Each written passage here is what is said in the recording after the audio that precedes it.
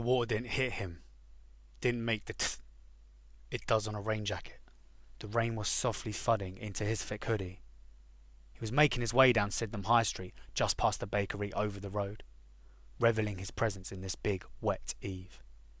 He loved that he was one of the only people out in Sydenham, the all-weather king. He loved man in that street, prowling down it as if nothing could end him. And flash, the world was alive and responding, and he grinned back and walked slower, and said, "What? Beat. This was a work night, see? And TQ knew the importance of being out and about when no one else was. More dollar him. He hadn't been here long, but already he knew his way around here well, and that knowledge earned him most of his untaxed gold. Most of which most couldn't quite work out.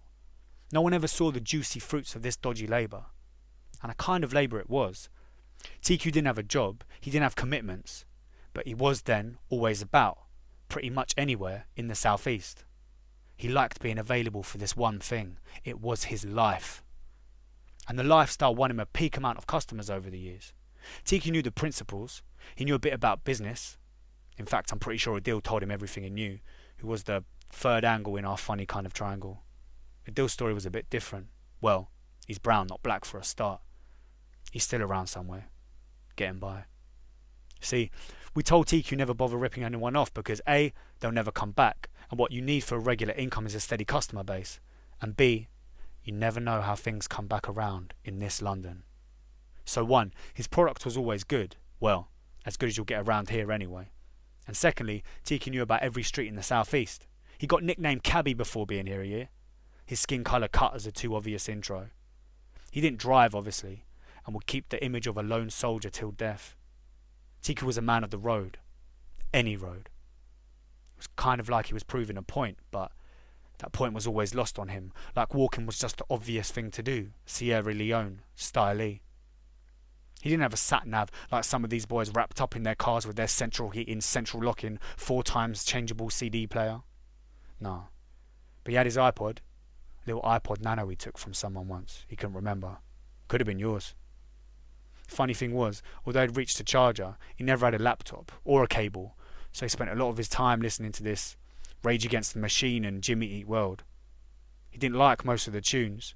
He didn't connect with them. But listening to it was more important a symbol. And besides, nothing beat the sound of power. He had a couple of tunes he got from this guy's laptop he used to drop to, but he didn't manage to get many tracks there. Business called.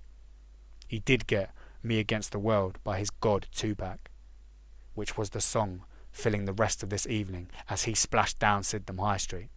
Beat. So down this street TQ grew, as all other people fled from sight, out of the grey rain and into the variable darknesses, houses, shops, shelters. It was like they shot from his very glance. He had that power on this night. This was the truest test, the survival of the fittest, and of course TQ was out, feeling that he, the blessed, the almost chosen one, would be the last person to walk this street. It was like he was proving a point, but that point was lost on him, because in a way, he just needed to get to Lower Sydenham, in whatever weather. He weren't going to take a bus. Stab. Well, it wasn't a stab at first, more like a punch, because TQ had been punched before and he knew what it felt like. But when he looked down and saw the big fuck-off hunting knife being pulled out of his right lung, things changed a bit. It came out with an ample gush of blood, and that's when he felt just how deep his wound was, the nerves on the very inside. Pull. It was a kind of silly moment. TQ couldn't believe his opponent had been so foolish to strike in the eve. Surely he'd wait till dark night. So he turned quizzical, but was too late to see the face, but saw a figure run away, running as fast as he could, just as fast as TQ could. And as that boy ran into the grey matter all around, TQ almost smiled as he realised he was the last man on the street. What's funny is that by now, it was so grey that TQ lost sight of him in seconds. And what was funnier still was that while TQ was out, everyone else was in, because it was a wet evening in London. He was helpless, and that made this attack basically perfect. He had put himself on this evolutionary plinth being there, the all-weather king, and it was at this point where he risked falling the most. Crash. The rain was so hard that it basically washed all his blood away, diluted it all, straight into the road, straight down the drain, taking him away before he was ready. His whole gut deflated, and he hadn't felt this wrong in a very long time. blood forced its way up into his mouth, and he had difficulty wanting to spit it out with this constant gasping for breath. It was probably at this moment that TQ should have stayed down, like I learnt to do in Sunday League. But TQ was a lion-hearted bastard. We were always told to stay down because you might get something, a free kick, a penalty. But TQ wanted a face. And he certainly weren't going to get that lying chest down on a pavement shrouded in grey fog halfway down Sydenham High Street. The way he saw it, God gave man a pair of lungs for times just like these. Just for times like these. Stand. I won't rest till I know who did this to me, what his name is, what road he's from, what colour he is, what man he reps, what knife he used, where it's been, where it's from. Surely the man would die, and all this would stay unknown to him. But he chased and chased because he needed to know. And with every step a small gush of blood flowed from out of TQ and onto the ground, as if it too was saying, I won't stop till we get him down. He was trying to get his rhythm back, but felt the world bearing down on him. He tried to breathe up his chest so he could have something to bring back to it. Staggering, he decided to stop, when he thought he got a stone-cold message from God. A bright open spot that was open late like him. TQ set out for revenge, but it was him that ended falling. His final chase had left him flowing, as if the figure had penciled him his destiny, which he was now sharing with the world. Under the sharp light was his chemistry. He tried to maintain his breath.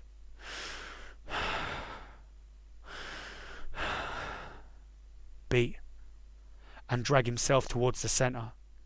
But he'd spilled too much blood already, and his hands kept slipping on the floor. So he stopped, arched his back backwards and tried a guzzled roar. And he managed the coarse sound and realised he had enough air, so he cried aloud for God. But God wasn't there. Just Mohammed, Abdul's son, who took the later shift, because though he had the day off school he was studying for most of it. But now Mo was shook and scared because this had never happened before, and so TQ was dragged back across the favourite chicken floor.